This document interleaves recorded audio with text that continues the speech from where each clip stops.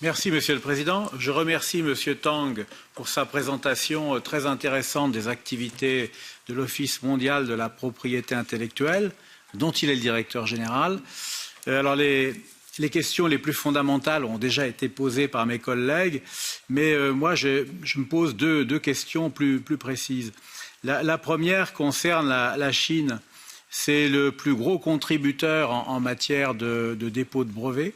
Je crois que c'est un dépôt sur 4 qui émane de la Chine, donc ce qui est énorme. Et ce qui me surprend, c'est que j'ai lu quelque part que c'était vrai aussi en matière de technologie verte. La Chine semble être en avance sur nous en matière de dépôt de brevets sur les technologies vertes. Alors ça, j'aimerais avoir quelques renseignements là-dessus, ça me surprend beaucoup. Je pensais que dans ce domaine, assez naïvement, on était à la pointe. Alors merci quand même d'avoir signalé que les États européens se portent bien, hein, mais enfin la Chine est devant nous. Et puis deuxième question, j'ai bien apprécié votre discours sur le fait que l'OMPI cherche à briser la bulle genevoise et à présenter dans le monde entier tout le profit qu'on peut tirer de la propriété intellectuelle. Et dans les exemples nombreux que vous avez donnés, certains, je les ai pleinement compris, comme par exemple la plateforme que vous avez créée pour montrer que la propriété intellectuelle peut être une solution pour le développement durable. Ça, je crois qu'en effet, c'est une initiative facile à comprendre.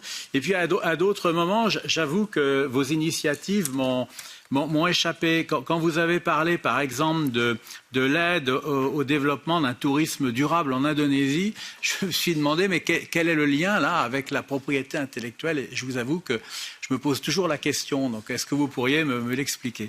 Merci d'avance. Merci beaucoup. Yeah. Thank you so much, Monsieur Le Breton. Yeah.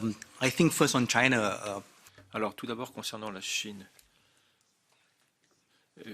En fait, la Chine dépose désormais 7 demandes de brevets sur 10, 6,5 à 7 sur 10. Non seulement les de brevets, mais aussi les modèles, les dessins, et puis aussi des formes un peu plus obscures comme la protection des variétés végétales.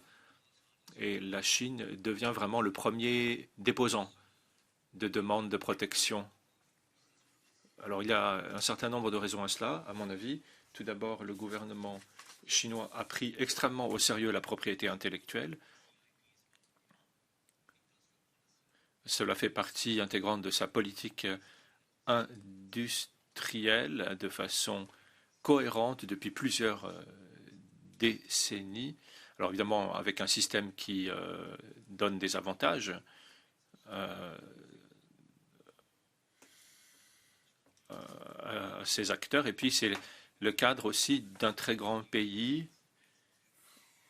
Alors évidemment, si on regarde les chiffres par tête d'habitants, l'Europe est toujours en tête, mais si on prend en considération le fait que la Chine a 1,2 ou 1,3 milliard d'habitants, bon, on comprend la différence. L'Inde aussi, d'ailleurs, est le 4e demandeur de protection de marques commerciales.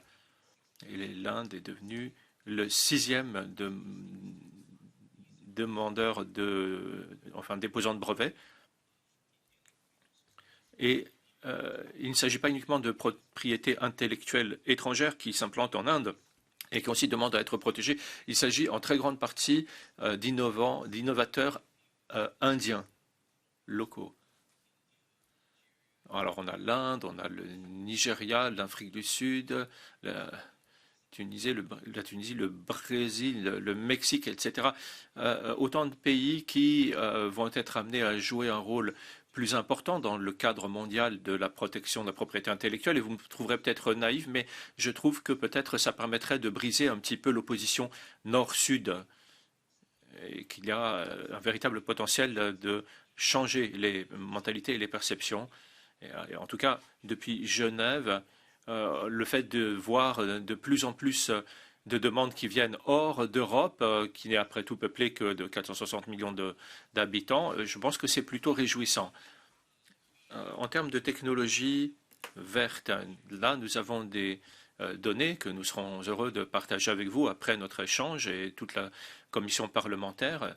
Et donc, les statistiques concernant les brevets correspondants, ce sont des chiffres très intéressants. Par exemple, en matière de véhicules électriques, où la Chine est vraiment en pointe devant tous les autres pays. Alors, l'Europe et notamment l'Allemagne sont en pointe sur certains secteurs, le Japon et la Corée du Sud dans d'autres domaines, mais vraiment, les économies en pointe dans ce secteur seront l'Union européenne, les États-Unis, la Chine, le Japon et la Corée du Sud, sans surprise. Vous avez également posé la question de certains projets intéressants en matière de tourisme durable. Il s'agit de promouvoir la notion d'appellation d'origine à Bali notamment, de mettre en place une véritable marque balinaise. Et je crois que c'est quelque chose dont vous avez été les pionniers en Europe, si l'on pense à l'agrotourisme qui a démarré chez vous, avec toute l'utilisation des indications géographiques comme un moyen de venir en soutien des modalités d'existence et de subsistance locale et traditionnelle.